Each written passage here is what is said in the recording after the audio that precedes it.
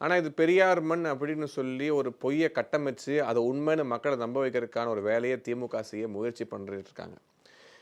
இதுக்கு முன்பாக பார்த்தீங்கன்னா, ஆட்சியில் இருக்கும்போதும் சரி, எதிர்க்கட்சியா இருக்கும்போதும் சரி, திமுக கூட சேர்ந்த நல்லக்கைங்கன்னு சொல்லக்கூடிய அலையன்ஸ் பார்ட்டிஸுமே பார்த்தீங்கன்னா, எப்போதுமே இந்து மத நம்பிக்கைய அட்டாக் பண்றத பழக்கமா வச்சுட்டு இருந்தாங்க. முன்னாடிலாம் ராமர பத்தி மட்டும் தான் பேசுவாங்க. இப்ப முருகன பத்தியும் பேச ஆரம்பிச்சுட்டாங்க.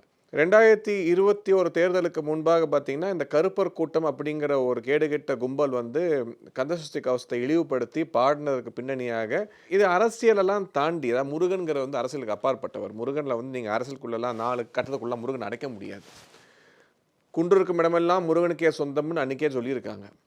ஸோ அப்படி இருக்கக்கூடிய முருகபெருமானை இழிவுபடுத்த நினைச்ச கருப்பர் கூட்டம் யோசிச்ச பொழுது அதை முறியடிச்சது பாஜக. இங்க இருக்கக்கூடிய மற்ற அரசியல் கட்சிகள் முதுகெலும் இல்லாம சிறுபான்மை ஓட்டை டார்கெட் பண்ணி இந்துக்களுக்காக குரல் கொடுக்காத ஒரு காலகட்டத்தில் இந்துக்களோட குரலாக இருக்கக்கூடிய ஒரே கட்சி பாஜக.